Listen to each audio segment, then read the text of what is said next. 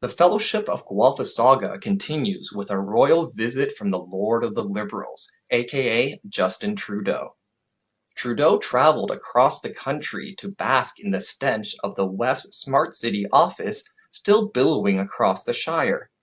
He flew first class from Bridgewater, Nova Scotia, where he was also visiting for the same reason.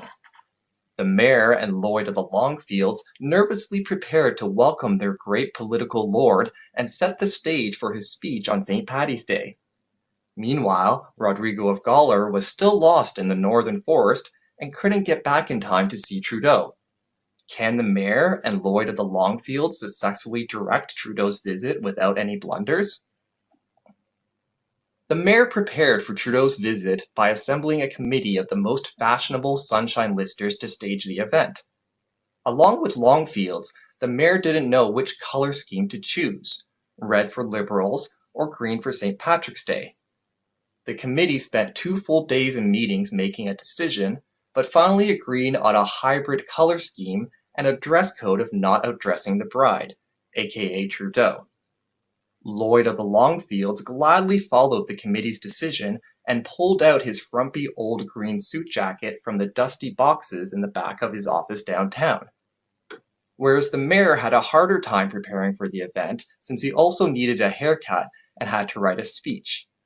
He already had a black suit and red tie, so he hastily got the cheapest haircut he could find at Willow West Mall and then got to work on his speech. Like a student cramming for finals, the Mayor stayed up late and finished his homework. With the help of ChatGPT, he finished his work by 2 a.m. and was ready for the big day. The Mayor was nervous about Trudeau's visit since he had seen the footage of his earlier appearances in Bridgewater and Hamilton.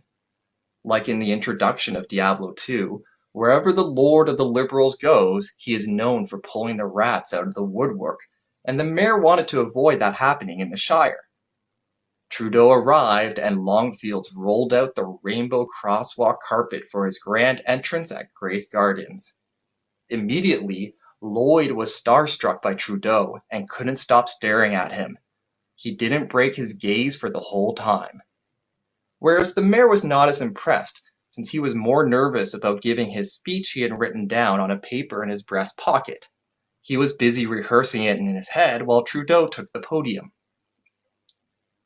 Trudeau rambled on for an hour in both English and French, announcing something called the Housing Accelerator Fund and potential projects for his immigrant friends. The Mayor picked the perfect venue for the announcement as Trudeau was standing near another bloated government housing project.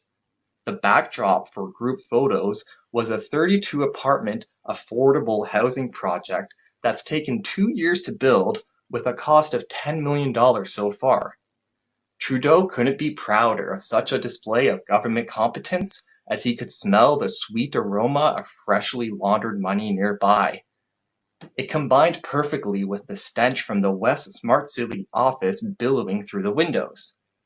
After the successfully staged event, Trudeau returned to Ottawa to his newly renovated $1 million home.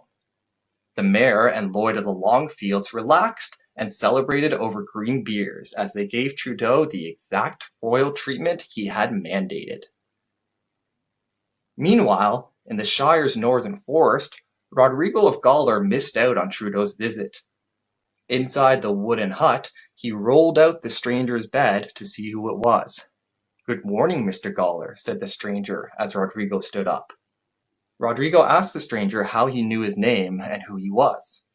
"I'm Bruce the Bold. People call me that because I'm immune to the cold," he replied as he pointed to his foot. "Would you like some tea?" Bruce poured water into 2 used Tim Horton cups from a teapot that was boiling on the fire.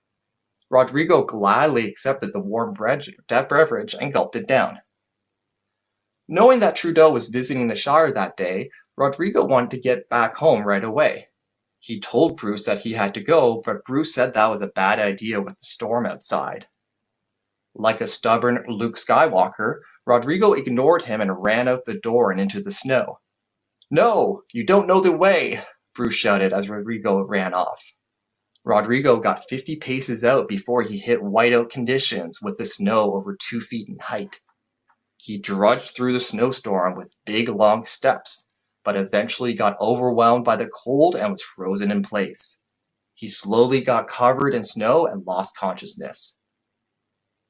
An hour later, Rodrigo regained consciousness and sharp pains in his back and leg. His eyes were frozen shut, and all he could fear was himself being dragged on the ground by the hair on his back.